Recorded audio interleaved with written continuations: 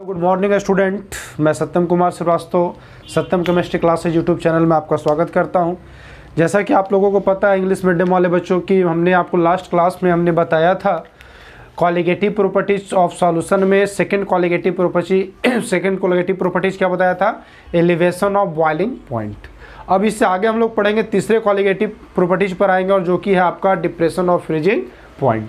तो बच्चे जो भी इस चैनल को पहली बार देख रहे हैं या इस कह सकते हैं वीडियो को पहली बार वॉच कर रहे हैं, तो हमारे चैनल को लाइक सब्सक्राइब करें और इसे जो है अपने फ्रेंड्सों में शेयर करें ताकि उन्हें भी इस वीडियो से एक पढ़ाई का लाभ मिल सके। तो आइए बच्चों आते हैं टॉपिक पर। टॉपिक कहता है डिप्रेशन ऑफ फ्रीजिंग पॉइंट। तो बच्चों डिप्रेशन ऑफ फ्रीजिंग पॉइंट होता क्या है?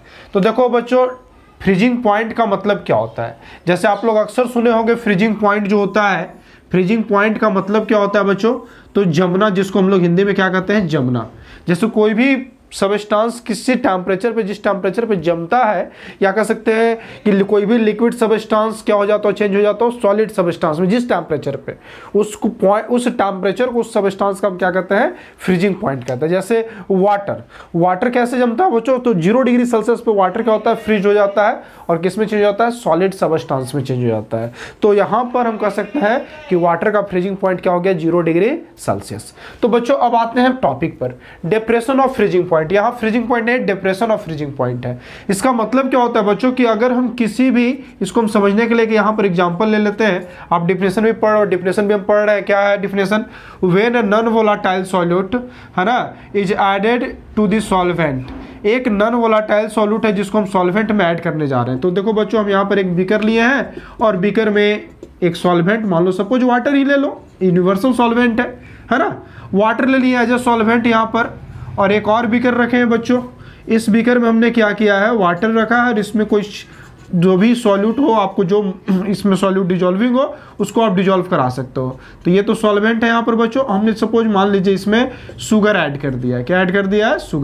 शुगर एज यहाँ पर बच्चों क्या वर्क कर रहा है? सॉल्यूट वर्क कर रहा है। तो देखो यहाँ पर बच्चों प्योर सॉल्वेंट है। ये सॉल्वेंट क्या है? प्योर है, इसलिए क्योंकि अभी इसमें कोई भी मिक्स्ड सबस्टांस नहीं हुआ है। लेकिन यहाँ वाटर क्या है? प्योर नहीं है बच्चों, क्योंकि इसमें शुगर हमने क्या किया है? ऐड कर दिया। मीन्स ये क्या बन गया? आपका सॉल्यूशन। तो अब देखो दोनों में डिफरेंस क्या आ जाता है बच्चों? अगर हम इसको फ्रीज करें तो ये इसका फ्रीजिंग पॉइंट अगर 0 डिग्री सेल्सियस है, यानी कि ये सॉलिड में कन्वर्ट तब होगा जब ये क्या होगा? 0 डिग्री सेल्सियस पे इसको कूल किया जाएगा। लेकिन अगर हम शुगर इसमें ऐड कर दें और तब इसको क्या करें? हम सॉल्यूशन का देखें, फ्रीजिंग पॉइंट चेक करें कि अब ये सॉल्यूशन कितना टेम्परेचर पे जम रहा है, तो मालूम चलेगा आपको कि ये चला गया माइनस, सपोज मान लेते हैं हम यहाँ पर बच्चों -1 डिग्री सेल्सियस। तो अब देखो -1 डिग्री सेल्सियस मतलब बच्चों क्या हो गया कि जिस टेम्परेचर पे सॉल्वेंट फ्रीज हो रहा है उस टेम्परेचर से और कम टेम्परेचर पे सॉल्यूशन फ्रीज हो रहा है। इसका मतलब साफ है बच्चों कि यहां पर फ्रीजिंग पॉइंट क्या होता है? डिक्रीज करता है। और इसी डिक्रीजमेंट को क्या कहा जाता है बच्चों? तो डिप्रेशन ऑफ फ्रीजिंग पॉइंट कहा जाता है। हमने लिखा है then freezing point of solution is decrease, this is called depression of freezing point. तो बच्चों ये है डिप्रेशन ऑफ फ्रीजिंग पॉइंट। अब आपको लगा कि क्यों ऐसा हुआ? टेम्परेचर हमको और ज्यादा जो है कमी क्यों हो गया? इसलिए बच्चों क्योंकि यहां सिर्फ H2O के मॉलिक्यूल्स थे और इसमें किसके मॉलिक्यूल्स हो गए? तो हाइड्रोकार्बन यानी C12H22O11, ये शुगर का फॉर्मूला, और प्लस में किसके मॉलिक्यूल्स हो गए? H2O के मॉलिक्यूल्स हो गए। तो दो मॉलिक्यूल्स को यहां पर क्या करना पड़ रहा है बच्चों? फ्रीज होना पड़ रहा है। तो इसलिए यहां पर इसके जो फ्रीजिंग पॉइंट है टेम्परेचर वो और ज्यादा माइनस में चली गई और यहां पर बच्चों क्या है? टेम्परेचर उसकी अपेक्षा थोड़ा ज्यादा है। अब आते हैं बच्चों एक्सप्रेशन पे। देखो इसके लिए हमने एक एक्सप्रेशन लेट कर लिया बच्चों। क्या कह रहा है कि फ्रीजिंग पॉइंट ऑफ सॉल्वेंट अगर TO है, अगर मान लीजिए हम इससे जो है ना वाटर ये सब जो था, तो इस सॉल्वेंट का फ्रीजिंग पॉइंट क्या ले लेते हैं? TO, और सॉल्यूशन का क्या ले लेते हैं बच्चों? TS। तब क्या कहता है कि जो डिफरेंस ऑफ फ्रीजिंग पॉइंट होना चाहिए उसको हम डेल्टा TF से दिखाते हैं बच्चों। डेल्टा का मतलब कुछ स्मॉल वैल्यू, T का मतलब टेम्परेचर और F का मतलब फ्रीजिंग पॉइंट। तो डेल्टा TF की जो वैल्यू होगी बच्चों वो क्या हो जाएगी? TS जो है वो क्या हो जाएगा? तो सॉल्यूशन का है और TO किसका है? सॉल्वेंट का है। तो TO ग्रेटर हो जाएगा, तो TO माइनस क्या हो जाएगा बच्चों? TS। ये होगा डिप्रेशन ऑफ फ्रीजिंग पॉइंट। इसको नोट करोगे, इस पर हम रॉल्स लॉ को आगे बताते हैं।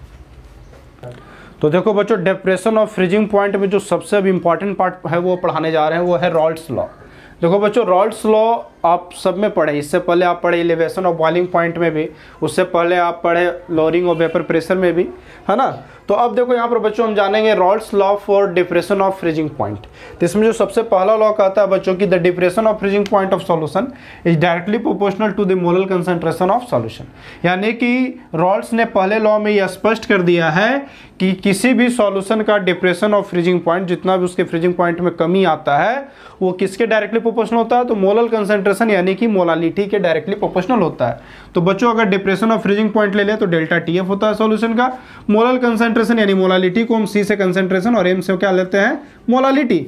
तो हम यहाँ पर कहें रॉल्स लॉ के थ्रू क्या कहेंगे कि delta TF directly proportional to CM, therefore delta TF equal to क्या हो जाएगा बच्चों, केफ इंटू सीएम हो जाएगा, वेयर केफ इक्वल टू हो जाएगा फ्रीजिंग पॉइंट डिप्रेशन कांस्टेंट, या इसको हम कह सकते हैं मोलर डिप्रेशन कांस्टेंट कह सकते हैं बच्चों, ठीक है। अब देखो यहाँ पर सेकेंड लॉ क्या कहता है बच्चों कि equimolecular mass of different solute if equimolecular masses of different solute is mixed in a fixed solvent then depression of freezing point of all solution have same। यानी कहने का मतलब है बच्चों कि किसी भी अगर हम सॉल्यूशन का बनाए, एक सॉल्यूशन के नहीं एक से अधिक सॉल्यूशन की बात करें, जैसा कि आप नीचे देख रहे होंगे हमने एक्सप्रेशन को, इसको तो इसका कोई ऐसा तो फॉर्मूला वाइज एक्सप्रेशन नहीं है बच्चों, लेकिन इसको हम आज एग्जाम्पल समझा रहे हैं आपको कि हमने 3 बीकर लिया है, 1 2 3, देख रहे हैं आप, तीनों बीकर में हमने सॉल्वेंट एक ही रखा है, अमाउंट सॉल्वेंट का भी एक होगा। अब हमने क्या किया बच्चों, इसमें डिफरेंट सॉल्यूट, इसमें NaCl, इसमें शुगर, इसमें ग्लूकोज, अलग अलग सॉल्यूट मिक्स किया हमने। अब लेकिन ये चीज़ हमेशा ध्यान रखिएगा कि आपको इक्विमोलिकुलर मास डिसॉल्व कराना है, मतलब कि जितना इसका मास होगा NaCl का उतना ही शुगर का उतना ही ग्लूकोज का। सपोज 10 ग्राम हमने इसमें शुगर ऐड किया, इसमें 10 ग्राम इसमें NaCl ऐड किया, इसमें 10 ग्राम शुगर ऐड किया, इसमें 10 ग्राम ग्लूकोज ऐड कर दिया। तो बच्चों ये तीनों में सॉल्यूशन तो रेडी हो गया, aqueous solution of sodium chloride, aqueous solution of sugar, aqueous solution of glucose. लेकिन अब हम यहाँ पर इन तीनों का फ्रीजिंग पॉइंट चेक करते हैं। तो बच्चों अगर सपोज अगर मान लेते हैं कि -0.5 डिग्री सेल्सियस पे अगर NaCl का सॉल्यूशन अगर फ्रीज हो रहा है तो -0.5 डिग्री सेल्सियस पर ही कौन फ्रीज हो रहा है, शुगर का सॉल्यूशन भी, और ग्लूकोज का भी सॉल्यूशन कितना पे हो रहा है बच्चों, -0.5 डिग्री सेल्सियस। तो आखिर सेम क्यों हो गया बच्चों, क्योंकि हम आपको फिर से एक बार बता देते हैं, क्योंकि जो ये कॉलिगेटिव प्रॉपर्टी सॉल्यूशन का होता है वो नंबर ऑफ सॉल्यूट पे डिपेंड करता है। अगर आप कोई भी सॉल्यूट इस्तेमाल करो उससे फर्क नहीं पड़ता है सॉल्यूशन में, लेकिन अगर उनका सेम अमाउंट आप यूज करोगे तो उनमें समान तरीके से चेंजिंग होगा, चाहे बॉइलिंग पॉइंट का एलिवेशन था या फिर आप यहां देख रहे हैं डिप्रेशन ऑफ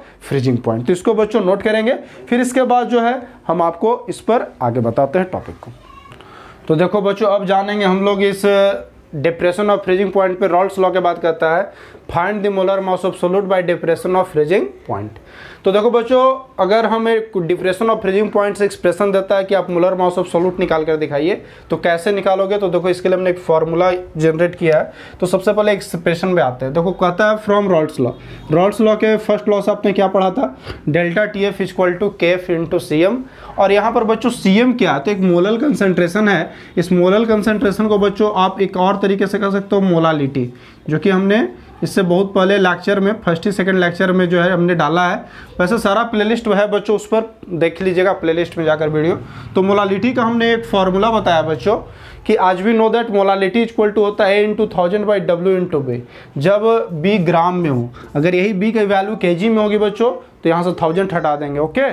अब इसके बाद देखिए कहता है बच्चों we put the value of CM in equation first, we put the value of CM in equation first. तो क्या करा बच्चों कि हम CM की वैल्यू को इक्वेशन फर्स्ट में रखने वाले हैं। तो डेल्टा TF इक्वल टू क्या हो जाएगा बच्चों, KF into A × 1000 by W × B। तो इसलिए W इक्वल टू क्या हो जाएगा बच्चों, क्योंकि W ही क्या है, मोलर मास ऑफ सॉल्यूट है। तो W को बाहर लाएंगे तो W इक्वल टू हो जाएगा KF into A × 1000 by delta TF इधर आ जाएगा बच्चों, तो हो जाएगा डेल्टा TF इंटू B हो जाएगा। अब देखो यहाँ पर क्या है बच्चों, वो आपको हम बता दें इस फॉर्मूला में। W जो है मोलर मास ऑफ सॉल्यूट है, A क्या है बच्चों, A है मास ऑफ सॉल्यूट है, B क्या है बच्चों, मास ऑफ सॉल्वेंट है, डेल्टा TF क्या है बच्चों, डिप्रेशन ऑफ फ्रीजिंग पॉइंट है। और अगर केफ जानना चाहोगे बच्चों तो केफ क्या है, मोलर डिप्रेशन कांस्टेंट है, मोलर डिप्रेशन कांस्टेंट है। और ये वैल्यू बच्चों अलग अलग सॉल्वेंट के लिए अलग अलग होता है और इसकी वैल्यू आपको हमेशा क्वेश्चन में दी हुई रहेगी। इस पर हम आगे न्यूमेरिकल्स भी बताते हैं बच्चों, इसको आप नोट कर लो। तो देखो बच्चों, अब इस पर हम इंपॉर्टेंट कुछ नोट पॉइंट बताने जा रहे हैं, इस पर ध्यान देना बच्चों, अक्सर ये कॉम्पिटिटिव एग्जाम में पूछा जाता है। जैसे ये जानते हो बच्चों, डेल्टा TF इक्वल टू होता है KF इंटू CM। अगर अब CM का वैल्यू 1 ले लें बच्चों, अगर मोलर कंसंट्रेशन कितना ले लें, 1 ले लें, तो डेल्टा TF जो होगा बच्चों क्या हो जाएगा, KF इंटू 1 हो जाएगा, यानी डेल्टा TF किसके इक्वल हो जाएगा बच्चों, KF के इक्वल हो जाएगा। तो KF को आप डिफाइन कर सकते हो बच्चों कि इट इज डिफाइंड, क्या कहता है, it is defined as the depression of freezing point when the molality of the solution is unity, यानी कि अगर सॉल्यूशन की मोलालिटी अगर यूनिट हो जाए तब हम KF को TF से, डेल्टा TF से डिफाइन कर सकते हैं। और इसकी यूनिट जो होती है बच्चों केल्विन kg पर मोल होती है। और इसमें जो सबसे इंपॉर्टेंट है बच्चों ग्राफ पे बहुत लोगों को प्रॉब्लम्स होता है। आप ग्राफ को क्लियरली समझिएगा बच्चों, ग्राफ क्या कहता है। देखिए ग्राफ हमने बनाया बच्चों, इसमें एक्स एक्सिस और वाई एक्सिस को रखा है और इसमें हमने आपको क्लियरली यहाँ पर दिखाया है कि ये टेम्परेचर का ग्राफ बता रहा है, वाई जो है वेपर प्रेशर का बता रहा है। और इसमें देखो बच्चों हमने क्या देखा है, यहाँ पर हमने जो देखो एक तरह से यहाँ पर इस ग्राफ में ये जो पॉइंट है इसको हमने TS, इस पॉइंट को TO क्यों रखा है और ये दोनों के बीच के डिफरेंस को जो है डेल्टा TF क्यों रखा है, इसका कारण बताते हैं। तो देखो बच्चों यहाँ पर जो कर्व आप देख रहे हो OA, देखो बच्चों OA, तो OA जो कर्व है बच्चों वो बताता है वेपर प्रेशर ऑफ सॉल्वेंट। क्या बताता है बच्चों, वेपर प्रेशर ऑफ सॉल्वेंट, ध्यान देना, ठीक है। और बच्चों ग्राफ फिर देखिए क्या बताता है, BD क्या बताता है ग्राफ बच्चों, BD जो कर्व है, BD कर्व बताता है वेपर प्रेशर ऑफ सॉल्यूशन। क्या बता रहा है बच्चों, वेपर प्रेशर ऑफ सॉल्यूशन।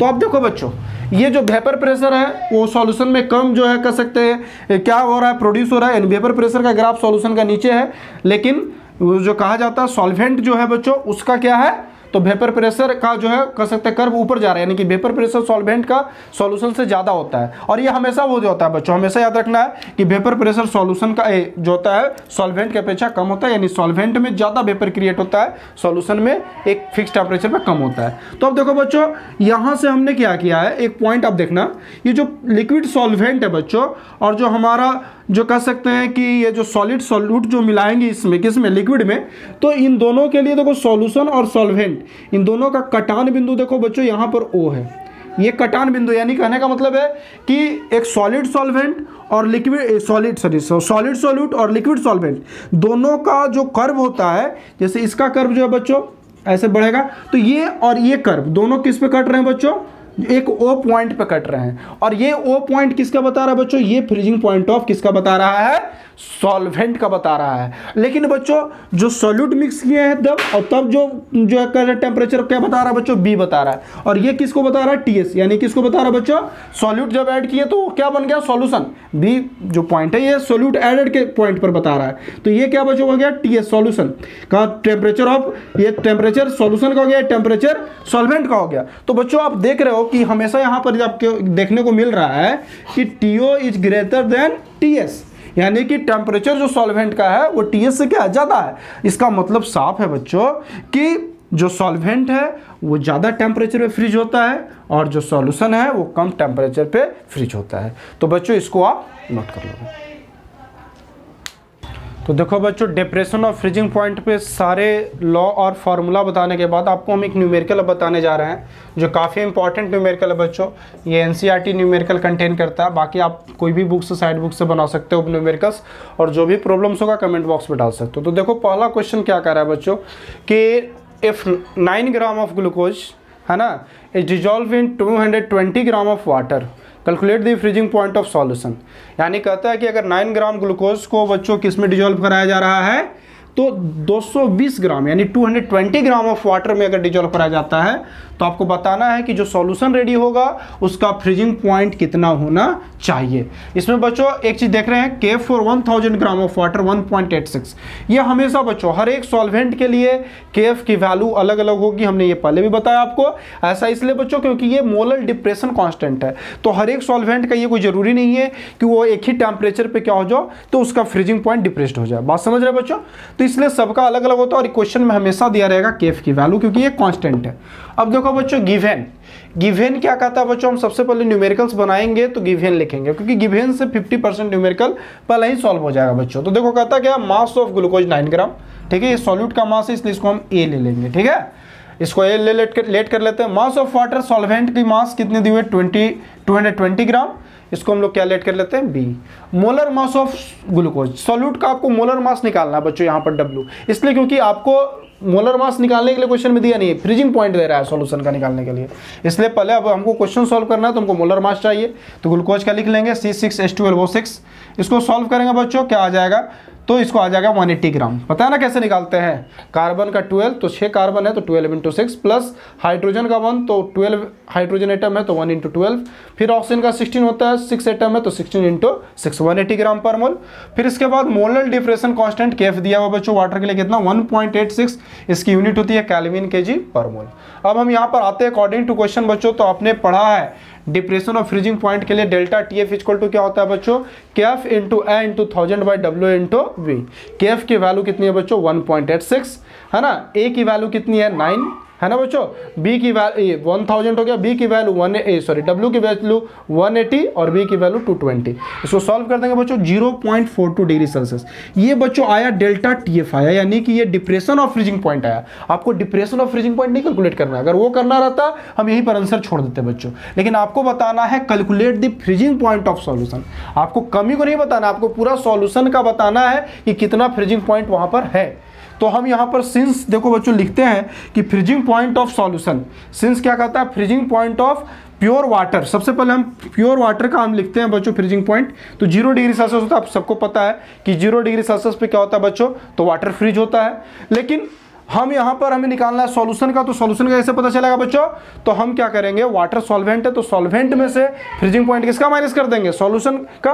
ये जो डिप्रेशन आया है, मतलब कहने का मतलब है कि जो सॉल्यूशन का फ्रीजिंग पॉइंट निकालना है बच्चों, तो उसको हम कैसे निकालेंगे, तो सॉल्वेंट में से क्या करेंगे, जो है क्या करेंगे, माइनस कर देंगे किसका, सॉल्यूशन को, डिप्रेशन ऑफ फ्रीजिंग पॉइंट को। क्योंकि इसका रीजन देखो बच्चों, क्योंकि आपने पढ़ा है delta TF equal to TO minus TS, therefore TS equal to क्या हो जाएगा बच्चों, तो TS की वैल्यू क्या होनी चाहिए, तो TS की वैल्यू अगर इधर लाते हैं तो बच्चों निगेटिवली फॉर्म में आ जाएगा, तो TO माइनस क्या हो जाएगा, डेल्टा TF क्या हो जाएगा बच्चों, TO माइनस डेल्टा TF।